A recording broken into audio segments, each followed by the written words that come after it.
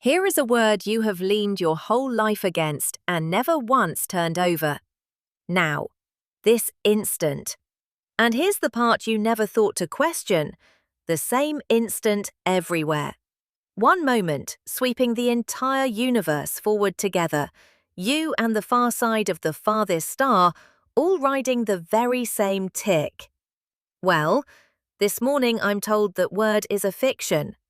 Two things that happen together for you happen one, then the other, for someone merely strolling past, and neither of you is wrong. That's the whole of the night, said before either of us has sat down. Two events standing apart in space. For you they land together, dead level, no gap. For someone ambling past you on the platform, one of them plainly came first. Same two events.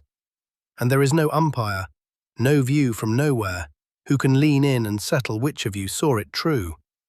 Because the answer, when we reach it, is that you both did.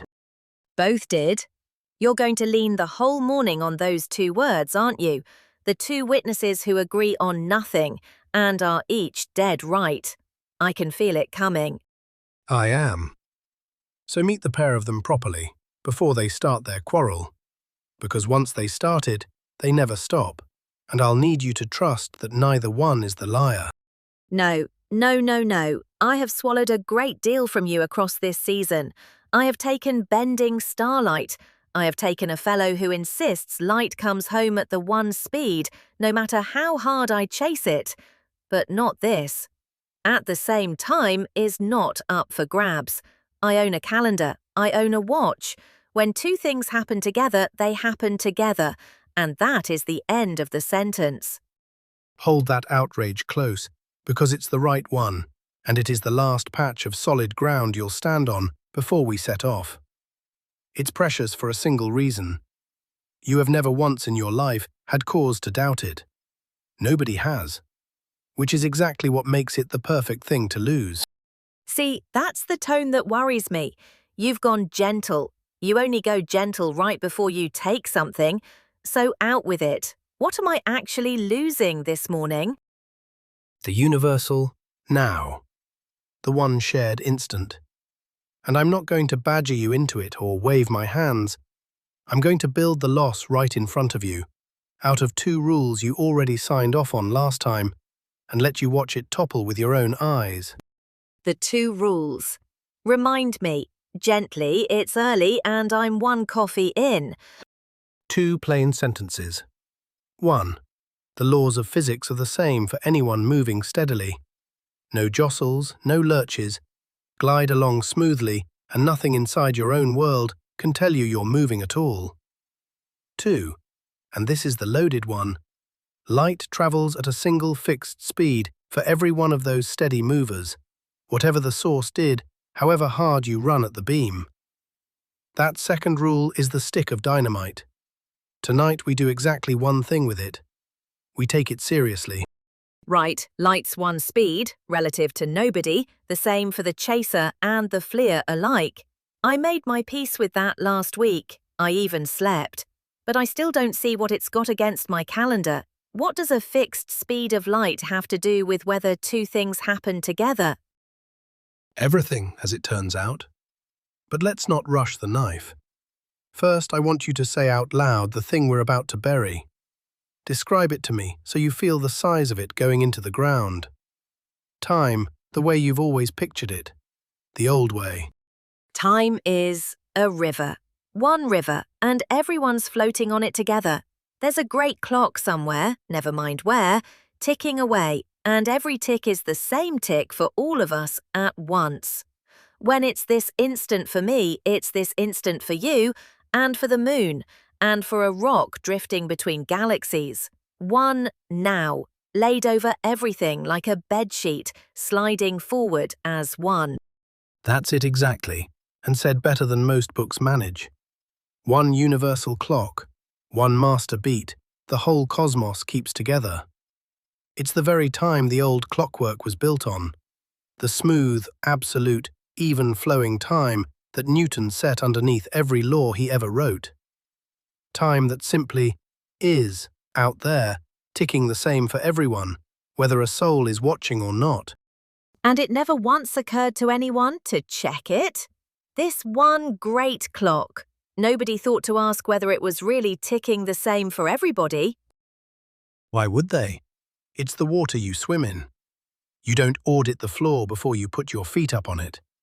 It felt less like a law than like furniture, so obvious that doubting it would have looked like a joke with no punchline.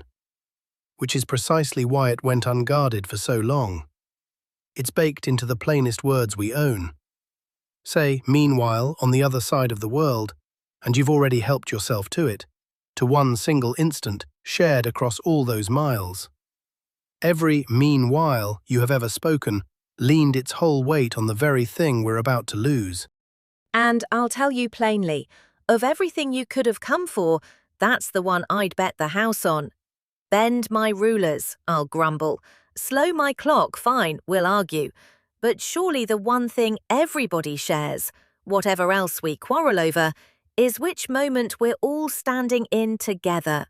Right now is right now, for all of us. That's not physics, that's just furniture. Furniture. I'll take that. You never weigh the furniture, you just rest your feet on it. And Newton did exactly that. He set this even-flowing universal time underneath everything, called it plain and obvious, and stacked the whole clockwork on top. It held for centuries. It deserved to. So it's not a foolish thing to have believed. I'm in decent company, being wrong about it. The finest company there is. But it's the bet that loses. Not because anyone lied to you, and not because the world is some grand trick, but because you cannot keep that shared now and keep lights one speed at the same time. One of the two has to go, and I'll give you a hint about which. It isn't the light. You keep saying you can't keep both, as if it's the plainest thing in the world. So show me, put it in my hands where I can turn it over. How does a fixed speed of light so much as touch the question of what happens together? With a thought. No laboratory, no gadget, just a picture built carefully enough that you can't wriggle out of it. The very kind of picture Einstein liked. I need a long railway car gliding along a straight track, dead smooth and dead steady. No rattle, no speeding up, no slowing down, just sailing. And I need you inside it. I'm inside it. Nice seat, I hope. The best on the train. Now, right at the exact middle of the car, halfway between the front wall and the back wall, I hang a single lamp. And this lamp does precisely one thing. At a moment of my choosing, it flashes. One pulse of light, thrown out every direction at once, from the precise center of the car. Can you see it? Lamp at the middle, it flashes. Light sprays out both ways. Toward the front wall, toward the back wall, and every which way besides. I've got it. And the middle matters. It's the one detail I'd have you guard. Dead center, so both walls are the same distance from the flash. Slide the lamp off-center, and you've muddied the experiment before it starts. Center is what makes the rider's answer clean. Fair. Lamp dead center, both walls equally far, nothing up anyone's sleeve. Ask your question. Good. Now you're the rider, sitting right there beside the lamp, moving along with it, and I'm going to ask you the only question that matters. That flash races out toward the front wall, and it races out toward the back wall. Which wall does the light reach first? Well, neither. Come on, that one's easy even for me at this hour. The lamp is smack in the middle. The front wall and the back wall are the same distance away, and the light travels the same speed each direction. You've drummed that into me for 2 weeks. Same distance, same speed. So it strikes both walls at the very same instant. Together, simultaneous. Say that word one more time and mean it, because you are going to need to remember you said it. Simultaneous. The flash hits the front wall and the back wall at the same time. I'll carve it in stone over the door. It went equal distances at the one fixed speed. How on earth could it be anything else? It couldn't. You're completely right. Riding along inside that car, beside the lamp, the two arrivals are a single fact in two places. Dead level, no gap, no first and no second. That is the honest, correct verdict of the rider, and I want to be clear. Nothing I say for the rest of the morning is going to take it away from you. I notice you keep swearing I'll get to keep the rider's answer. You never let me keep anything. Why is this one safe? Because it's true in the rider's world, and staying true there is the whole of its job. I'm not going to take the rider's answer away. I'm going to stand a second answer beside it, equally true, that no one ever warned you about. The trouble was never that the rider is wrong. It's that the platform is right too. That's a suspicious kind of promise. Usually when you tell me I'm right, it's the run-up to telling me I'm about to be very confused indeed. You're learning my footwork. All right, here's the move, and it's the only move. Everything you just told me was from inside the car. Let's step outside it. I'll go stand on the platform and watch the very same car, the very same lamp, the very same single flash sail past me. And I'll ask the very same question. Front wall or back wall? Which one does the light reach first? Same flash, same car, same light. So, same answer. Together. It had better be together or I'm getting off at the next station and walking. Then keep your seat, because here's what the platform sees. From where I'm standing on the ground, that car is not sitting still. It's sliding forward along the track the whole time the light is in flight. So watch what the two walls are doing during that flight. The back wall is rushing forward to meet the light coming at it, and the front wall is fleeing away from the light chasing it. Same lamp, same flash, same instant it went off. I haven't touched the experiment. I've only changed where I'm standing to watch it. And from the ground, the two walls simply are not where they were when the light set out. Hang on, wait a moment. Take all the time you like. This is the hinge the whole night swings on. The flash goes off in the middle, fine, and in the little while the light's travelling, the whole car has scooted forward down the track, so the back wall has come toward the spot where the flash happened, closing the gap, and the front wall has pulled away from it, opening the gap. The light heading backward has less ground to cover. The light heading forward has more. Keep going. You're laying every stone of it yourself now. So the light reaches the back wall first, because the back wall met it halfway and the front wall made it run a longer chase. From the platform, the flash arrives at the back before it arrives at the front. They're not together at all. There it is. I heard it click. From the platform, the light strikes the back wall first, plainly, with room to spare, and only afterward catches the fleeing front. Not simultaneous, in a clear, definite order. Back, then front. But no, hold on, that can't be where it ends. On the platform, the light heading backward should come out slower somehow, or the car's motion should get added onto it, and the whole thing washes back out even. That is how every other moving thing in the world behaves. And that is exactly the escape hatch that Rule 2 nails shut. In the old world, yes, you'd fold the car's motion into the light, and it would all rebalance, and the platform would end up agreeing with the rider. But light will not let you add speed to it. That's the one rule that refuses to bend. The pulse going backward moves at the one fixed speed. The pulse going forward moves at the very same one fixed speed. Neither gets a boost, neither gets a drag. So the shorter trip just finishes first, and there's nothing to cancel it. Nothing at all. The car's motion changes the distances, how far the light must go to catch the back wall, how far to catch the front, but it is forbidden from changing the light's speed to compensate. Change the distances, hold the speed sacred, and the tie is broken for good. For the platform, the back arrival genuinely happens first. And notice how small the move was that did it. Nobody reached for anything exotic. We refused, exactly once, to let a moving lamp lend its own motion to the light it throws, and out the far end drops a disagreement about time itself. Then film it. Put a camera in the car, put a camera on the platform, roll both, play the two tapes back later. One of the tapes has to show what really happened. Both tapes show what really happened. The car's camera shows the two walls lighting up together.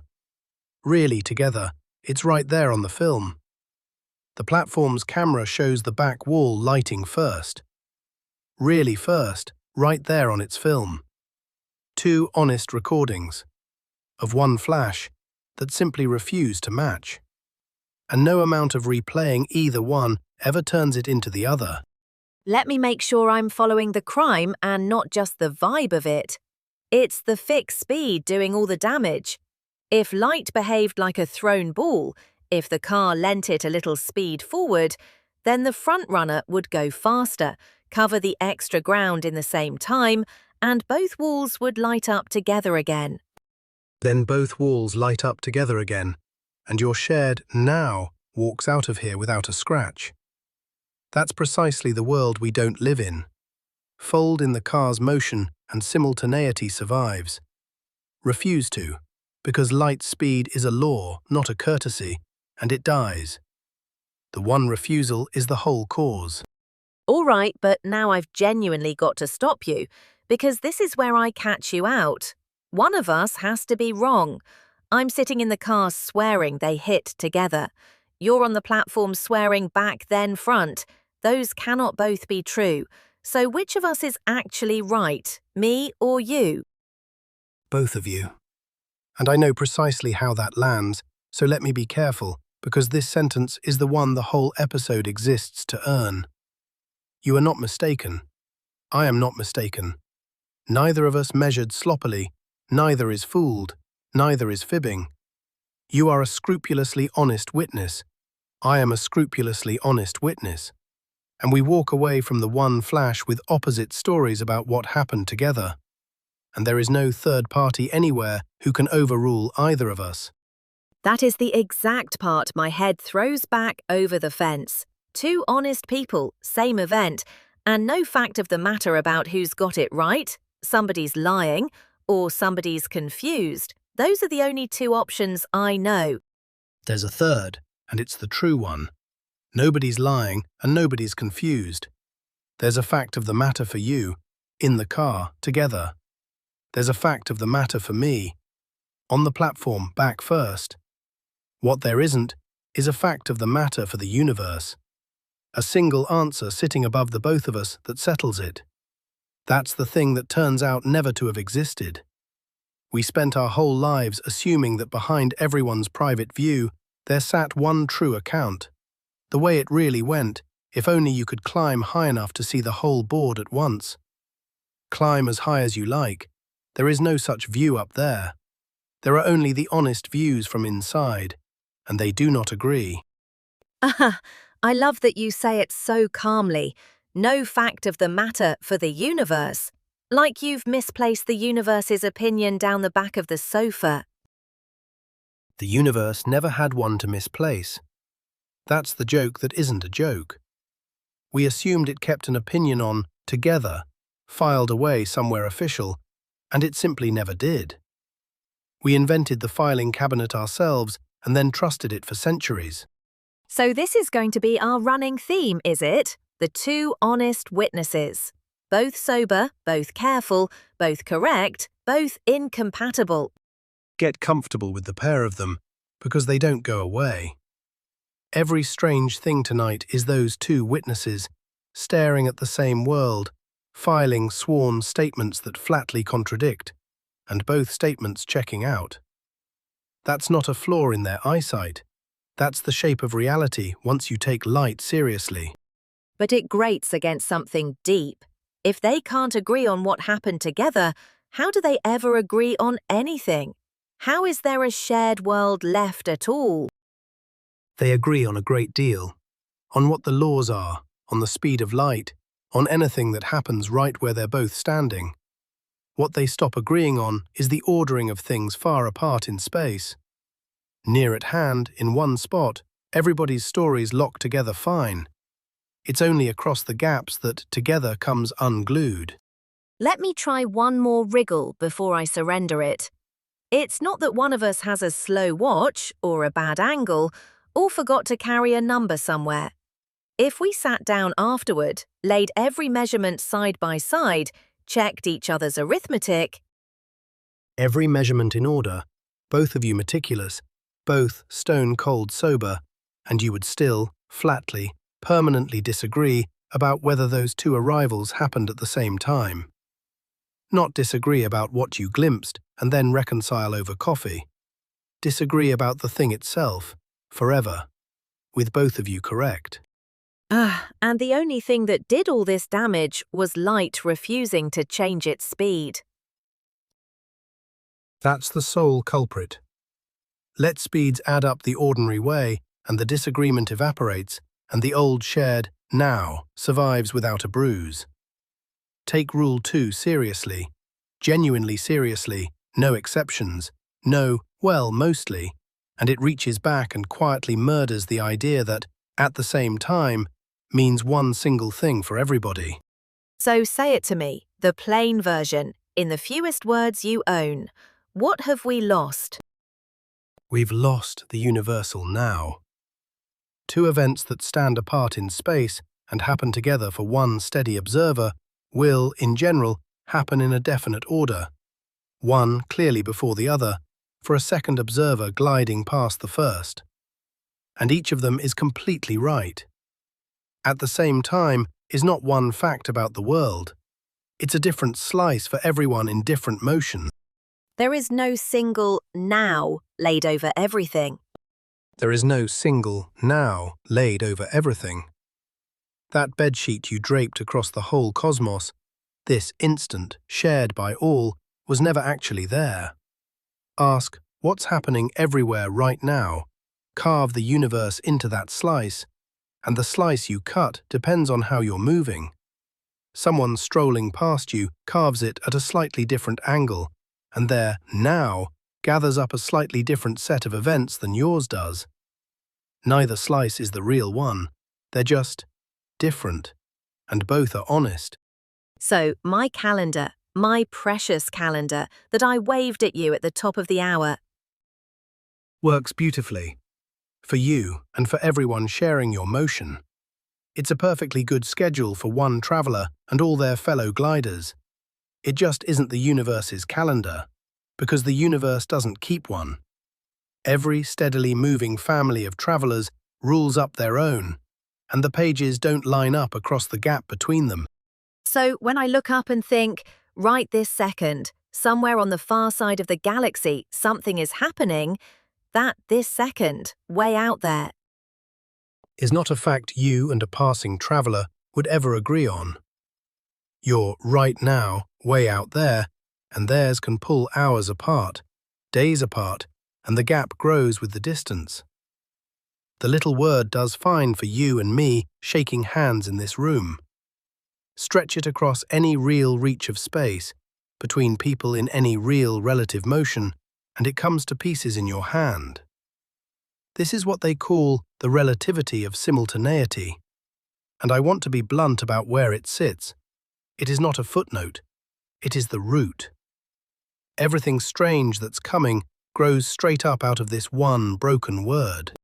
the root, not some curiosity off to the side, the thing the rest of it stands on. I had it upside down walking in here. I'd have sworn the slow clocks were the headline, and the now business was some technician's footnote at the foot of the page. You're telling me the footnote is the foundation, and the famous headline is only what the foundation does the moment you lean on it. The thing the rest of it stands on. People love to open with the slowing clocks, the shrinking rulers, all the famous headlines. But those are the branches. This is the trunk. Kill the shared now, and the slow clocks stop being a paradox and become the only way the ledger can possibly balance. Meet time dilation first and simultaneity second, and you walk away certain the theory is a bag of conjuring tricks. Meet them in the right order, this one first, and the whole thing turns into a single, clean line of reasoning with no conjuring in it anywhere. So let me grow you the first branch. Let me build you a clock. A clock. You've just spent half an hour assassinating time, and now you want to build me a clock. There's real cheek in that. The cheek is the whole point. I want the simplest, most honest clock that could ever exist.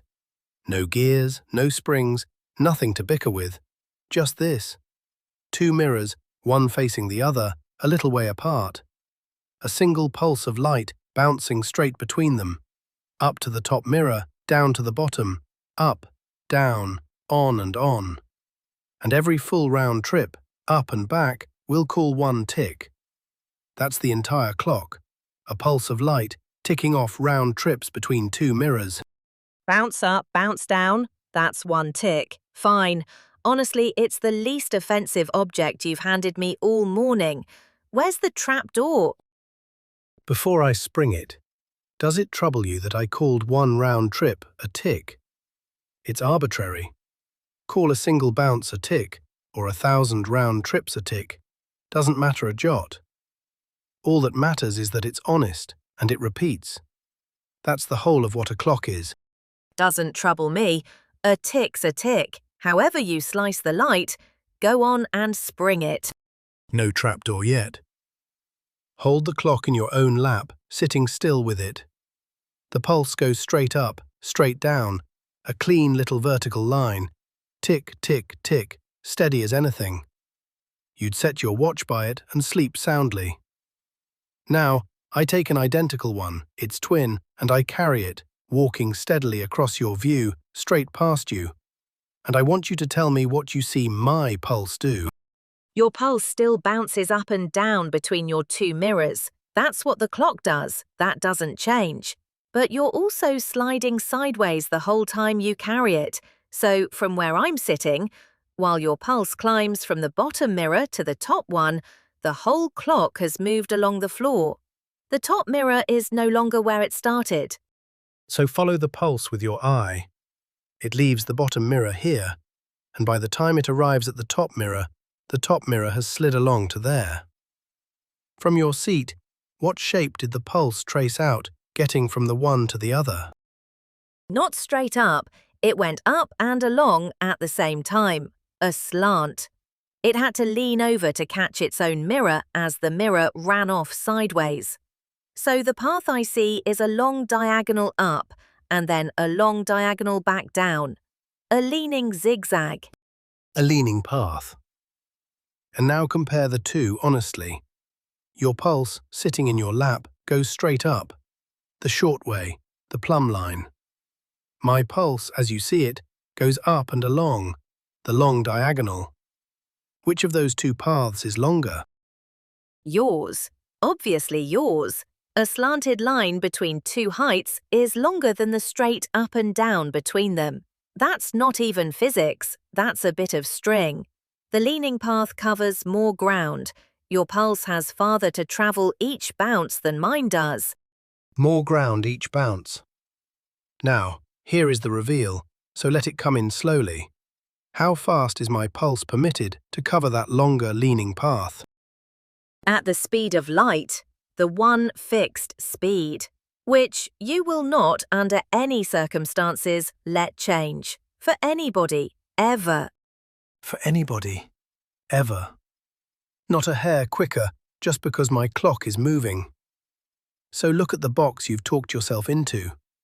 My pulse has farther to go, the long slant instead of the short plumb line, and it is flatly forbidden from going any faster to make up the difference. Longer road, same speed. So what has to give? Then it takes longer. Your pulse takes longer to finish 1 bounce than mine does, which means your tick, your 1 full round trip, takes longer than my tick. From where I'm sitting, your clock is running slow. Your clock is running slow. And you laid every plank of that yourself. A moving clock ticks slower than one resting beside you, not because anything is broken inside it, but because its light has a longer path to walk and is forbidden from hurrying. Slow that clock, and you've slowed time itself as that clock keeps it. This is time dilation. And notice, I never once reached for a number. No sums, no figures. Just a longer path, a speed that won't budge, and the only conclusion left standing when everything else is ruled out. And it had to be the light that gave us the clock, because the light is the one thing whose speed we've sworn never changes. Build the tick out of that unchanging speed, then set the clock moving, and the tick has nowhere left to hide. It can only stretch. Longer path, fixed speed, longer tick. And the whole thing leans on light, refusing to speed up to swallow the extra distance. If your pulse could just go a touch faster along the diagonal, it'd all come out even, and your clock would tick right in step with mine. And that's the tell that this is the same knife that killed now. Both wounds come from the one refusal. Let the pulse speed up on the slant, and time dilation simply evaporates, exactly the way letting speeds add would have rescued the shared now. The fixed speed of light does both killings with the same edge. That's why I keep saying this grows from the root. It isn't a separate marvel, it's the same one, holding a clock this time. And I'd guess the faster your clock sails past me, the worse it gets. The more sideways it travels each bounce, the more the path leans over, the longer the tick stretches. Just so. Crawl past me, and the slant is barely there. Your clock and mine tick almost in step, and you'd never spot the difference. Tear past, up near light's own speed, and the path leans so far it's nearly flat, and the tick stretches out enormously. The slowing isn't one fixed amount. It grows with the speed. Which is exactly why, at the pace you and I amble about, nobody ever once noticed. All right, but now I've got you, and this time I really believe I've got you. You said identical. Twin clocks, mine and yours. So flip it around on you. From your chair, walking along, carrying yours, what do you see my clock doing? Go on, finish it. You already know the shape of what's coming. From your chair, I'm the one who's moving. You'd say you're sitting perfectly still, and I'm the one sliding past you. So my pulse is the one that looks slanted to you. My path is the long diagonal now, and yours is the short plumb line. So you would say my clock is running slow. Each of us sees the other one's clock crawling. We both call the other fellow the slow one. Each of us sees the other's clock running slow. Fully, flawlessly even-handed. I say yours is slow. You say mine is slow. And neither of us is boasting, and neither of us is mistaken. It is genuinely, perfectly symmetric. There's no privileged seat in the house. No single clock the universe quietly agrees is the standard against which all the others are running late. Yours is standard to you. Mine is standard to me. Steady motion has no owner and no umpire, and that even-handedness isn't a loophole in the theory. It's the theory being honest. No, now you've actually broken it. That's a contradiction with a ribbon tied round it. We cannot both be running slower than the other one. That's like each of us being taller than the other one. It's nonsense on stilts. So which is it? Whose clock is really the slow one? One of us has to actually be the sluggard here. Wrong question. And I don't say that to be smart. I say it because that wrong question is the entire trick. And the moment you see why it's the wrong question, the contradiction doesn't so much get resolved as it vanishes off the table. Ask me, whose clock is really slow, and you've quietly smuggled a corpse back into the room. You've smuggled in the word really, and by really you mean right now for the two of us at once. And there is no right now for the two of us at once. You buried it half an hour ago. Walk me through that, slowly, and don't let me nod along without earning it. Because it still smells like a dodge, and if it is one, I want to catch you. No dodging. I'll do it right out in the open. To say my clock is slower than yours, what do you physically have to do? You can't just steal one glance. You have to catch my clock's reading at two separate moments and see how little it crept forward in between. And how little it crept forward in between means, what did my clock read when yours read this? And then what did mine read when yours read that? You are pinning my one moving clock against two of your own readings, taken at two different places along the route I've travelled. Because you're gliding past me the whole time. So when I check you then and check you now, you've moved down the platform. I'm holding your clock up against my clock over here, and then against my clock over there. And this is where I want you to slow right down, because it isn't the measuring that meddles with anything. Nobody's nudging anyone's clock. Your clocks read true. Mine read true. The whole disagreement is about which two readings you decide count as at the same moment. It's not a measurement error, it's an honest measurement of two genuinely different things. All right, so to do it fairly, my clock over here and my clock over there have to agree with each other on what time it is. I need a whole row of my own clocks strung out along your path, everyone reading the same instant, so I can honestly say, when mine here read this, his read that. You need your clocks synchronized. And here's the blade swinging back around. Synchronizing your row of clocks means deciding when they all read the same time together, which means deciding which events, in different places, count as happening at the same moment. Ah, and which events count as happening at the same moment? Is the precise thing that has no universal answer. When you set your row of clocks so they all read now together, and I set my row of clocks so they all read now together, we do not agree on which distant clocks are synchronized. Your these all read the same instant and my these all read the same instant cut through the events at different angles because our now slices lean differently. So when you measure my clock against your synchronized row and I measure your clock against my synchronized row, we are not checking the same pairs of events at all. We're each running an honest, careful comparison against two different meanings of together. So picture it as your slice of now and my slice of now being two great sheets, cutting through the same stack of events at slightly different tilts. That's a good picture. Two sheets leaning at different angles, slicing the same events. Where the sheets tilt apart, they gather up different moments as now. Your sheet calls this pair simultaneous. My tilted sheet calls a different pair simultaneous.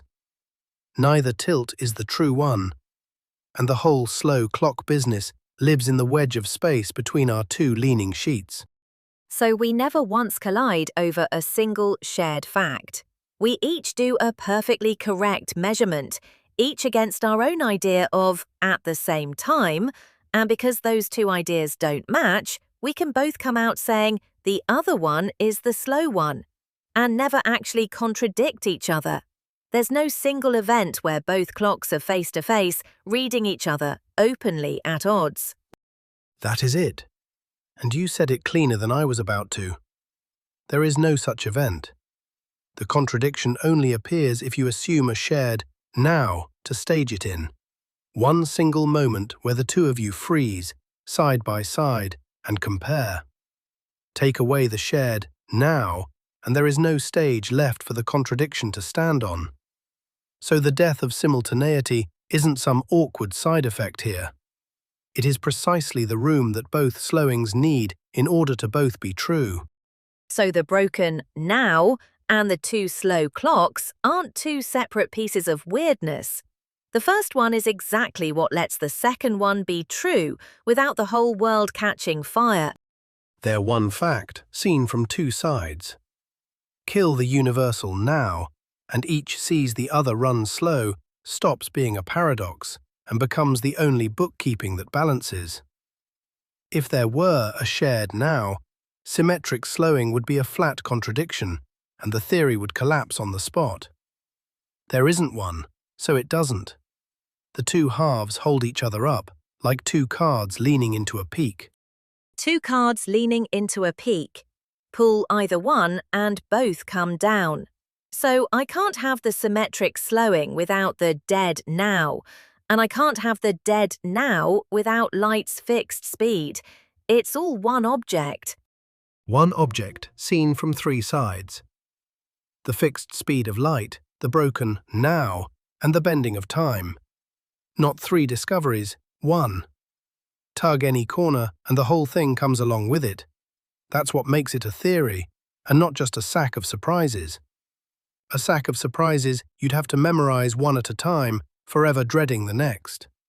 A theory you can feel your way across in the dark, because every piece is the same piece, wearing a different coat. Hand someone the fixed speed of light, and you needn't tell them the rest. They can reason their own way to it, exactly as you just did, out loud, with no help from me. Right, but there's a version of this that gets muttered at every dinner party, and I have to put it to you. The twins. One stays home, one goes tearing off into the black and comes back younger than the brother who stayed. If it's all so perfectly symmetric, each seeing the other slow, how does anyone come home younger than anyone? Somebody has to actually lose the years off their face. Good. And I'm going to hold that one out at arm's length tonight, on purpose. Everything I've shown you is two people in steady, unbroken motion, gliding apart forever, never turning, never touching the brakes. And for that case it stays perfectly symmetric and perfectly consistent. Nobody is really younger because they never come back together in one place to lay the two clocks side by side. The twins are a different animal for one reason only. To come home, one of them has to turn around, stop, swing about, get up to speed again the other way. And that turning around is the thing you're not touching this morning. Not touching it. That turnaround breaks the tidy symmetry. One twin feels the swing in his very bones, the other never feels a thing. And that broken symmetry is what finally tips the scales and picks a younger twin. But it takes us clean out of steady motion, and steady motion is the whole of tonight's promise. So it's a night of its own, near the end of this season. The twins, and the turn that decides which of them aged. File it under "Coming Soon," and keep your hands well off the turnaround. Parked, but I need you to answer the thing that's been circling this whole time, because I can feel the easy exit, and I want you to take it away from me before I bolt through it. Isn't all of this really just about how things look? Light takes time to reach my eye. Your moving clock is far off. Its light comes crawling across the gap to me. Maybe it only appears to tick slow. And if I did the sums properly, corrected for all that, it'd be ticking along perfectly fine. That is the single most important misread there is, so I'm going to shut the door on it and lean my whole weight against it. No, this is not about how things look. It is not the delay of light crawling across the gap to your eye. We've already handed all of that back, subtracted every last scrap of travel time, and the slowing is still sitting there underneath, stubborn as bedrock. It is not a trick of the eye. It is not that passing siren business where a sound bends in pitch as it goes by. Strip every one of those away, and the moving clock is still, genuinely, ticking slow. So it's not look slow, it's is slow, flat out. Because I could have made my peace with look slow, light dawdling across a gap arriving stale, that I can picture, that's only postage. What you're handing me is worse than postage. It's that once I've paid the postage, corrected for every mile the light crawled to reach me, the clock underneath was genuinely, stubbornly running behind. Is slow, physically. And here's how you know it isn't the light playing games. It isn't only the light clock. Stand a wind-up wristwatch beside it, a swinging pendulum, a heap of ticking atoms.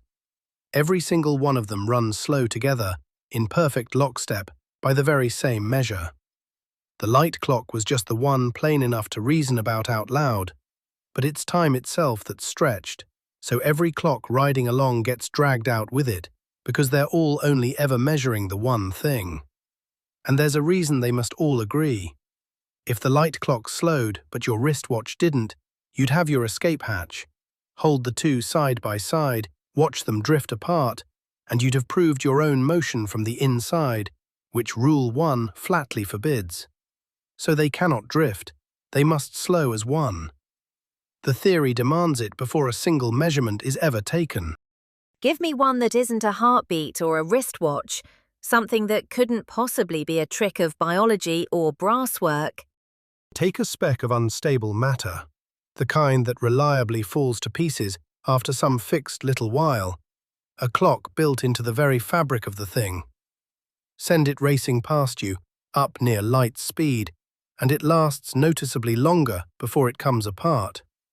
Its own inner clock ran slow, so it bought itself more life.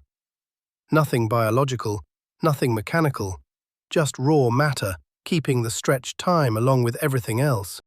Every clock, including the ones made of meat.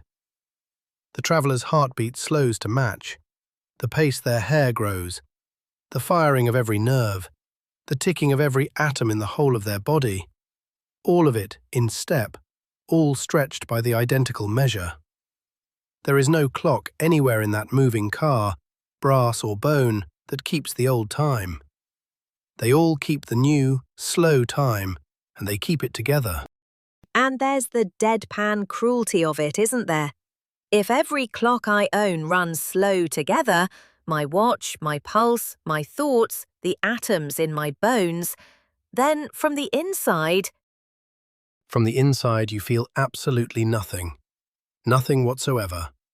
You can't catch your own time running slow because there's no faster clock left anywhere in your car to catch it against. Your slowed heartbeat and your slowed watch agree with one another beautifully. They'd have no way of ratting on each other. And that's Rule 1, keeping its promise. Gliding steadily, no experiment you run inside your own car, not one, not ever, can reveal your motion.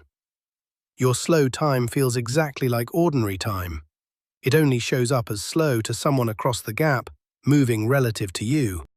So there's no experiment I could run, sealed up in my own car, that catches my own time bending. Not even in principle? Not even in principle. And that, not even in principle, is Rule 1, stated in full. If any experiment could catch your steady motion from the inside, then the laws wouldn't be the same for you as for someone at rest. And they are. So your slow time stays completely undetectable to you, and only ever shows its face in the crossing, when two differently moving stories are finally brought into one place. So nobody ever, from the inside, feels time bend. It only turns up in the meeting, when two people who are moving relative to each other finally bring their clocks together. Only in the meeting. From inside any single steady frame, time flows every bit as smooth and ordinary as it ever did. The strangeness lives entirely in the crossing, in bringing two differently moving stories together and finding they no longer square. That's why nobody tripped over it for all those centuries. At the crawling speeds you and I stroll around at, the mismatch is so faint you could never feel it. Push a clock toward light's own speed, and it swells and swells, but the physics was there the whole time, patient, waiting down in the small print. I want to plant a flag on the thing that keeps me out of the ditch here, because I can feel the pull toward it. It would be so easy to walk out of this room saying, "Time is an illusion, nothing's real, it's all relative, man, nothing means anything." And I really don't think that's what you've told me. Thank you for guarding that door, because it's the opposite of what I've told you, and the opposite is the whole dignity of the thing. Nothing here is an illusion. Nothing is vague. Every observer gets a perfectly definite, perfectly real, perfectly repeatable answer for how time runs in their own reckoning.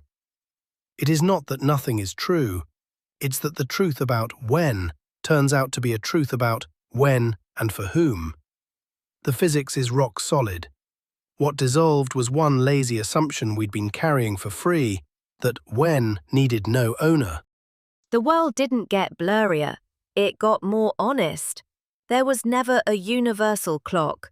We only ever assumed one because at our little walking speeds you could never once tell the difference.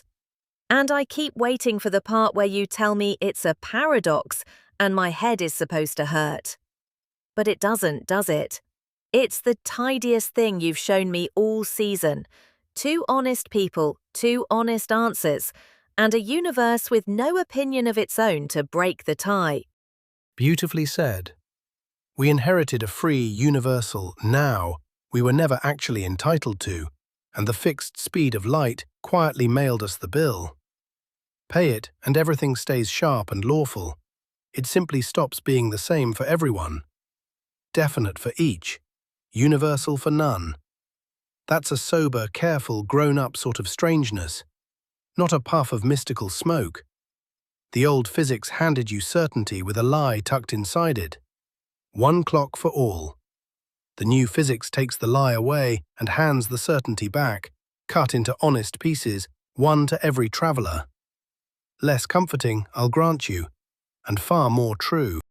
So let me try to hand the whole thing back to you in one breath, and you stop me the instant I fumble a plank. Light won't change its speed for anybody, so a flash from the middle of a moving car reaches both ends together for the rider and back first for the platform, and both are right, which means there's no shared now. And once there's no shared now, a moving clock's light has to ride a longer, leaning path at that same unchangeable speed, so it ticks slow. And each of us can see the other's clock as the slow one, with no contradiction at all. Because who's slow right now needs the very now we just buried. That's the whole episode, and you carried it end to end without dropping a board. The one fixed speed breaks now. The broken now makes the room for time to bend.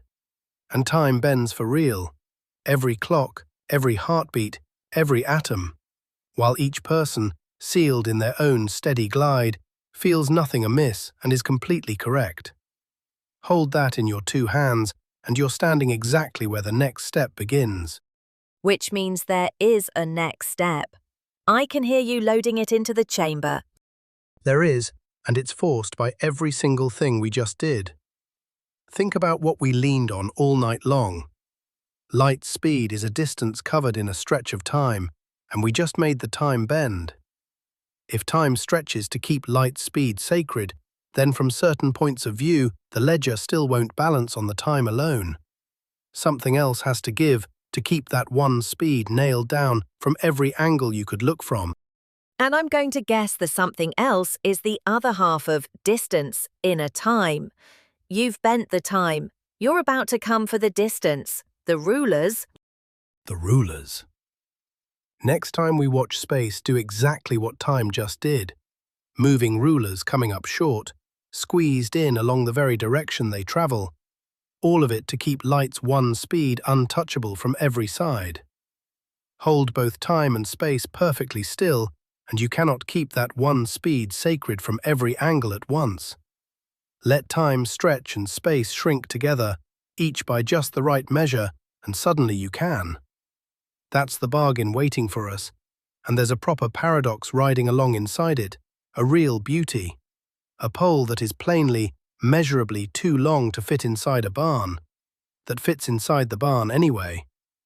Both true, both provable, both maddening. And the pole and barn thing settles the same way, I'd bet. Some sly business with the dead, now. You're already thinking like the theory, but I'll make you wait for it. It's the same medicine, taken again. The 2 ends of the pole, the 2 doors of the barn, and no shared moment to say which shut when. Save your appetite. That's next time's whole meal. A pole too long for the barn that fits in the barn. So you're going to make me lose length the way you just made me lose now? That's the game, isn't it? 1 comfortable word a week, quietly taken. I'm afraid that's the whole season in a sentence. Tonight it was now. Next time it's length. Same knife, same single refusal, doing its patient, thorough work straight down the list of everything you thought couldn't move. Then here's where I've landed, and I'll admit I'm surprised it isn't despair. You came for the one thing I'd have bet the house on, the shared, universal instant we all imagined we were standing in together, and you took it, cleanly, and I couldn't lift a finger to stop you. And yet nothing turned to fog. Two honest people can watch the same flash, walk away with opposite stories, slow each other's clocks, and never once truly collide. The river of time was never one river. It leans to whoever is moving. And the strangest, best part of the whole business is that everyone is right.